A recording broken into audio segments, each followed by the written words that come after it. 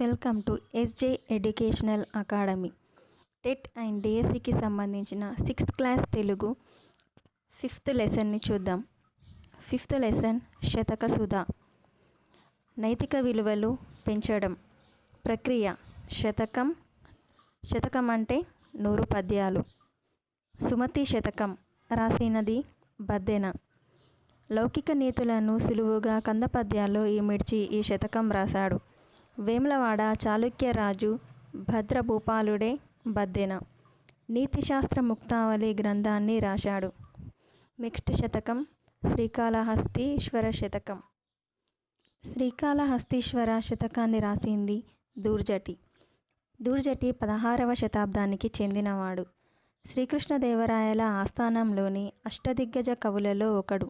శ్రీకాళహస్తి మహత్యము అనే ప్రబంధాన్ని రాశాడు.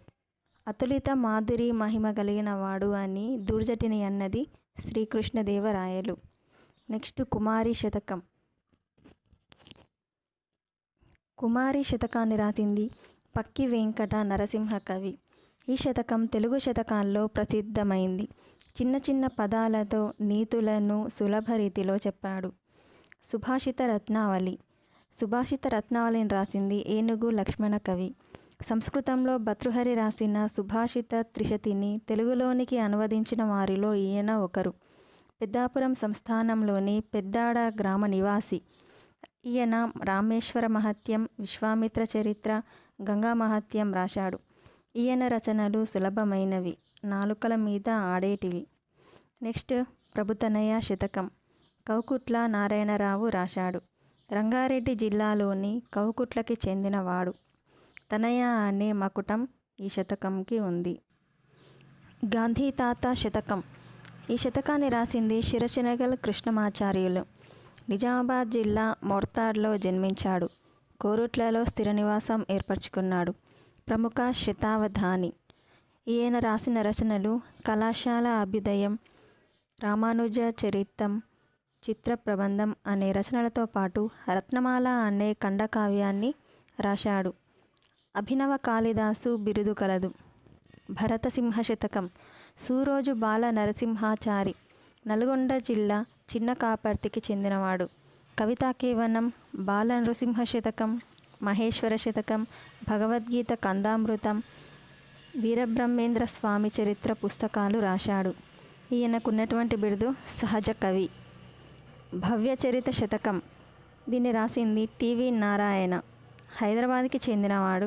విద్యావేత్త, ఆధునిక దార్శనికుడు. జిల్లా విద్యాధికారిగా, టీఎస్పీఎస్సీ సభ్యునిగా చేశాడు. ఈయన రాసిన రచనలు జీవనవేదం, ఆర్షపుత్ర శతకం, భవ్యచరిత్ర శతకం, ఆత్మదర్శనం అనేది కవితా సంపుటి, అమరవాక్సు స్రవంతి ఇది ఉపనిషత్తులపై వ్యాస సంపుటి. నెక్స్ట్ లెసన్ పోతన బాల్యం. దీని రచయిత వనమామలై వరదాచార్యులు. ప్రక్రియ కావ్య ప్రక్రియ అంటే వర్ణనలతో కూడినది. పోతన జీవితం ఆధారంగా ఈ కవి రచించిన పోతన చరిత్రం అనే మహాకావ్యంలోని ప్రథమాశ్వాసం నుండి తీసుకున్నారు. ఈయన 20వ శతాబ్దికి చెందినవాడు.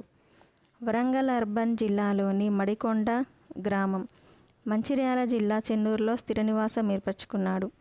ఈయన యొక్క బిరుదులు అభినవ పోతన, అభినవ కాళిదాసు, కవి చక్రవర్తి, మధుర కవి అనేటువంటి బిరుదులున్నాయి. పోతన చరిత్రం, వనమామలై, సూక్తి వైజయంతి, జయధ్వజం, వ్యాసవాణి, కూలిపోయే కొమ్మ, రైతుబిడ్డ అనేవి ఈయన రచనలు. కూలిపోయే కొమ్మ అనేది వచన కవితా సంపుటి, రైతుబిడ్డ బుర్రకథల సంపుటి.